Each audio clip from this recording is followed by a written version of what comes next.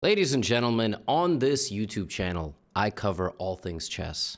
I cover drama, I cover cheaters, I cover high-level games, and I cover low-level games. And in today's video, we are going to dip our toes back into low-level games in the How to Lose at Chess playlist. This was a game sent to me by a subscriber, and this game did not disappoint. As always, when I cover 6, 7, 8, 400 level chess, we're gonna laugh until our stomachs hurt. We're gonna cry because the moves hurt our eyes. But most importantly, we're gonna have a good time. Some of you watching this are rated 200. Some of you watching this are rated 3,200, okay? Because we all know the human embodiment of Stockfish watches these videos as well. Sit back, relax, and enjoy this absolute catastrophe. And today's video is sponsored by nobody. So there you go. But if you want to get the course or the books, it's all there for you. All right. So the players receive honorary Grandmaster titles. Our battle is happening between an Australian and a Greek player. 684, 693. I guess I could have rounded up to 700, but they're 600. Their first number is a 6. All right. I hate the first move of the game. White plays a ready. Okay, wow, that is interesting stuff. Not putting a pawn in the center. White develops the knight first. Fine. You know what? Maybe I don't hate it. It stops black from playing e5. Now, Lidi from Greece plays c6. The only reason I can imagine that black begins the game with the move c6 is because black thought that they were going to get a Caro-Kann. Like maybe they thought c6, so they just assume everything is a Caro-Kann. You teach a person to use a hammer, they think everything is a nail.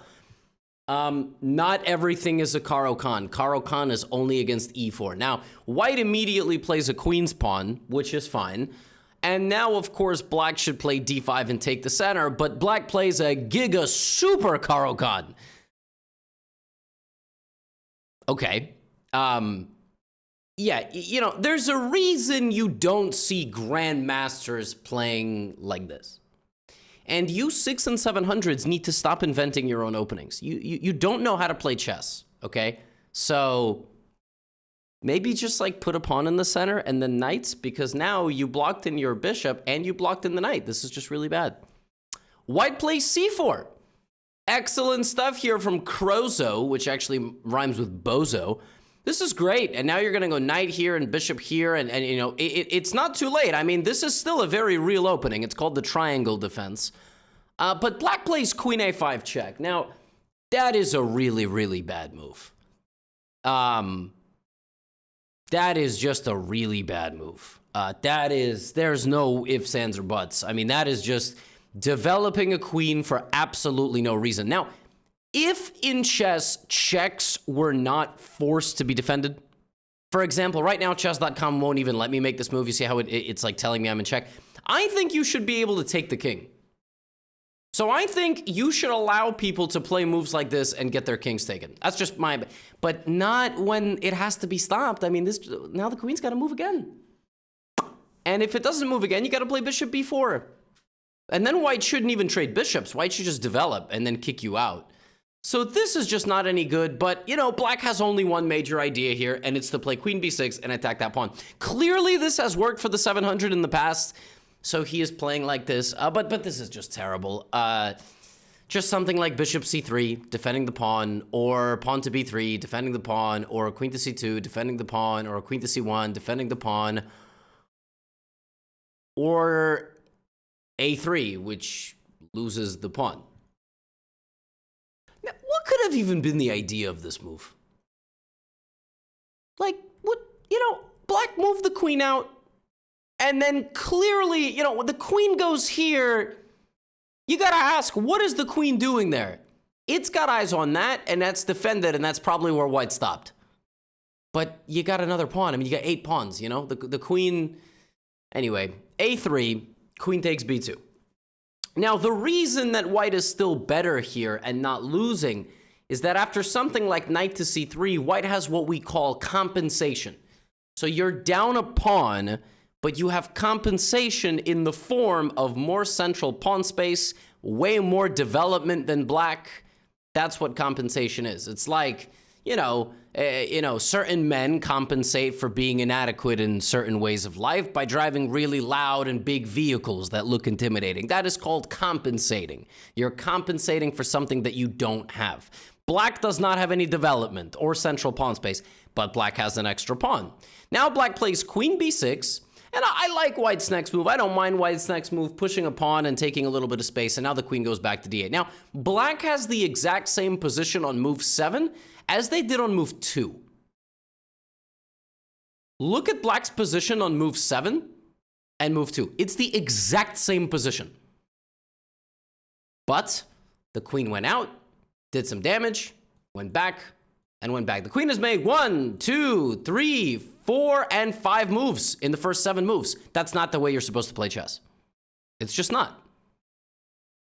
It's not the way you're supposed to play chess. Now, I love white's next move. Pawn to e4. Great move. Take as much central space as you can. Get the bishop out. Castle. Black is really not planning for the long term here, all right? Really not planning for the long term. Black has got a little bit of money in the bank and is gambling it away on meme stocks. Okay? It's not investing in an index fund tracker like VU. Okay? That tracks the, it's just gambling away on meme stocks. Now it's time to take advantage of the white position and play moves like pawn to d6 and slowly break out. Black plays b5. That is a terrible move. That's a terrible move because it does nothing. It does nothing. It does not improve any of your situation. And white doesn't even know about en passant. So, it's not like white is going to take and open up your position. It's just not a good move. You should have went b6. That's what you should have done, because that actually would have forced white to do something. b5 is a terrible move. And that is why now, after bishop d3, white enjoys an advantage. Think about this. White is down a pawn, but has a +1 advantage. That's 2 points. That's a 2-point turnaround. And the reason for that is white has way more space, much better pieces. White is going to castle. And black doesn't follow it up with a good move at all. Black plays a5. That is awful. And now it's 1.5. The advantage is 1.5. Black hates playing normal chess. I mean, somebody's got to give black an opening course, because this ain't it. This is not how chess should be played. Okay? White castles. Excellent. I have no complaints. Now black finally attacks the center. What black should have done here is forced a trade of pawns. Forced one, where white can't do anything, because after takes, the bishop is going to get out, and if you don't take, black takes, right? Black is going to take. d5 does not force a pawn trade. If white didn't know about en passant there, white is obviously not going to go there, and now white plays an excellent move, pawn to e5. I love this move. The computer doesn't, but the computer can eat a franc. Pawn takes d5 is the best choice for the computer because it wants to open up black's king. I get it, but I like this move because black is so restricted. And now black plays f6, and black's in a lot of trouble now. Why is black in a lot of trouble? This move looks natural because you want to trade. All of your pieces are on the back rank. Y'all, you can't play chess like this. Are you crazy? It's the 12th move of the game. If you allow your opponent to stomp on you like this, by the time you start peeking your head out, they're just going to be click, click. All your pieces are going to be gone. I love white's next move, by the way. You know what it is? The computer wants to take. I love white's next move. Rook to e1. That is how I know that white has a future in chess. In this position, white just brings the rook to the e-file. Every other piece has gotten a turn. Rook e1 is a great move, preparing for the opening of the position. If black takes, you can take with the rook or the knight. This is definitely the best move because you apply pressure and you open up the door for your queen. Now, white starts hammering away. Knight to h6. And I told you, the second that black starts peeking their head out of the position with this monumental advantage, what you have to do is smash into the black position. Bishop takes h6, the best move. As far as I am concerned, the best move. Pawn takes. Now the queen can go to h5. I keep looking around because there's like a weird noise in my apartment. There's like a weird mechanic. Well, you know what? I guess I'm going to solve that after I record this video. You can't hear it, but I can. Can't tell if it's coming from above or below. Sounds like somebody's spraying their ceiling with a water gun. Like, I don't know. Anyway, this is an excellent move by white, damaging black's pawn structure. The king is extremely weak. All of black's pieces are still on the back rank. I hate white's next move, though. G3. Not a good move. Not a good move. We got to open up the door for our queen. We got to go knight h4. Or we got to take and play knight e5. That's what we got to do. We got to put our knight in the center. I don't hate this move. The good news is, on the very next turn, white does that. Pawn takes and puts the knight on e5. Fantastic chess. This attacks that. If that falls, that falls. If that falls, that falls. The rook has pressure here. Black is still up a pawn, but it's a horrible position. Black is in a very, very, very bad position here. All right? And completely misses white's point. And now white crashes in. Knight takes c6. Excellently played by white. Fantastic. I have absolutely no complaints. The queen goes to c7, and now white immediately follows it up with taking this pawn, defending the knight, and setting up a discovered attack. Now, this is what black gets. This is exactly how you exploit a position where an opponent doesn't develop their pieces, leaves their king in the center, and has a bunch of weaknesses. White plays bishop takes b5. Spectacular. You know what else you can do in this position for white? As you get better at chess, you're going to do things called setting traps. You're going to set a trap, making that move not possible. You're going to play a move like queen c2. Your opponent's going to go here thinking you're stupid, and now you win a queen. So in chess, you might go, oh, my knight's hanging. Oh, no, it's not. No, it's not. If they take, I can play bishop takes, and then I'm pitting the queen to the king. You have to be able to set these things up. It's how you set a trap in chess. But I don't hate this move at all. Now black plays bishop a6, looking to exchange. Bishop to a6 is a decent idea. There's a problem, though. There's a problem because that bishop used to guard that pawn. And as a human, you're going to get your eyes drawn over here. So it's only fitting that a 600 would play this move. And that kind of get their knight a little bit stuck. Now their knight has to go back to e5. But that's not what happened in this game. In this game, the 684 realized that the bishop no longer guards the pawn and took on e6. Oh my. Now black has to move the king to f8 or to f7. And black chooses the wrong move. And white wins the queen. Oh my. Oh my. Take. Oh my goodness. White is completely winning. White is up a queen. Now, for a few pieces, for sure. You got a bishop, a knight, you got a bishop and a knight, you got a rook, you got a rook. It's a queen for a rook and a bishop, but you have a pass pawn and a butt-naked king. King's not wearing any clothes, stumbling around, bumbling around, drunk as can be. The queen should now give this check. Why this check? Because it hits the king and it gives a boost to the bishop. So anywhere the king moves, you take. There is a difference. Because if you take like this and then give a check, the rook will block. You're not going to win the bishop, but you are still winning, but you don't win the bishop. Instead of that, white played queen e1 check. And now a little lesson. If you're in a game like this and you have 156 versus 258, you got to speed up. You got to make simple moves. Make simple moves. Make quick moves that get into the position. Bishop takes. Rook, you should not have spent 22 seconds on bishop takes bishop. You gotta bring the rook, or you gotta do a little sneak attack. Rook b1, excellent. Rook back to a7. Here comes the knight galloping into the position. Rook e7, and the queen immediately takes. The knight goes to g4. The knight gallops in looking to take on d5, but here comes counterplay. And in this position, unfortunately, disaster strikes. White completely panics, forgets that they are under a little bit of pressure. They should obviously continue taking. There is nothing scary here, but they play rook to e1, which is a massive mistake.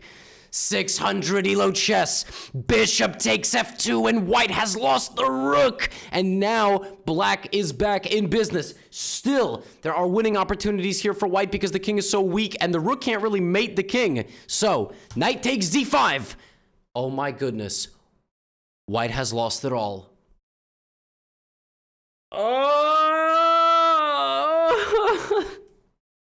In 2 moves, white loses the rook and the queen. 15 points of material gone like that. Oh, 700, 600 elo chess is so crazy. White played like Magnus Carlsen. And then White played like Carlos Magnussen. Absolutely tragic. And White is down a minute and a half. So, a lot of people would resign. White decides to play until checkmate. Pawn to c6. I thought that pawn was going to sneak through, but it's over. Wow. Nice job by Black. King d5, rook f6. And the knight goes to give a check. The rook slides in. Okay, Black loses the bishop, but Black is, still going to win these pawns over here. Rook g, that's nice and clean. And now you can just sacrifice the rook and promote. Black, of course, bringing the knight back is also going to stop the pawn. You also have like knight c5 stuff. Pawn to a6, and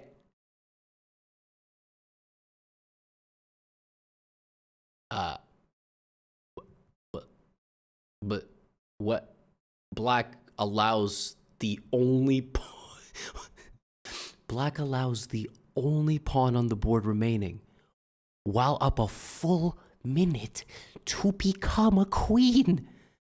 You just had to bring the rook around, or around there. This was not complicated.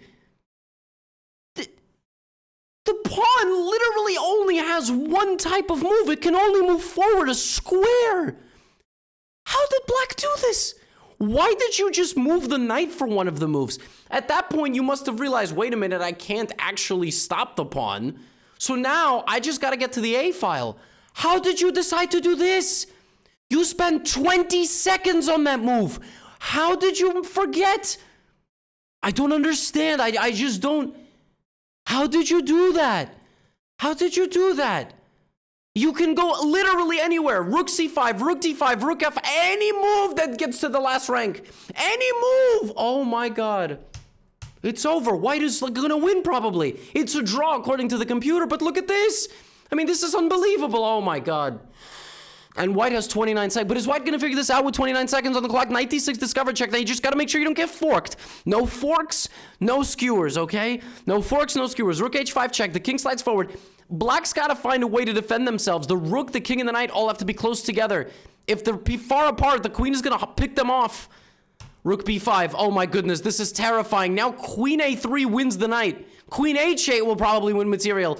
Queen a4, okay, very scary. Everything is defended, though. Now Black plays h5. Now Black plays h5. White has to give a check or get to the knight. You got to get to the knight because the knight is protecting the rook. You got to win the rook. In this position, White plays queen e4 check and hangs the queen in one move. Oh, it hangs the queen in one move. Black has 39 seconds on the clock and plays king to d8. Oh my God. Oh my God. Now you can take the knight and then you have mate on the back rank in a couple of moves. You also can play queen takes h7 and mate on that move. That's exactly what White does. 8.6 seconds remaining. Black has a rook. Black has a knight, but they're all hanging. They are all hanging and mate is right there. Black plays king to c8, saving queen d7, but now queen c7 is mate and any of those is mate in 2. And White, instead of doing that, plays king takes d6. The knight has been removed, and now queen c7 is a checkmate. 6 seconds remaining. The final opportunity. Rook to b6 check. A really clutch move. Now White has to step backwards. But with 6 seconds on the clock, White goes here.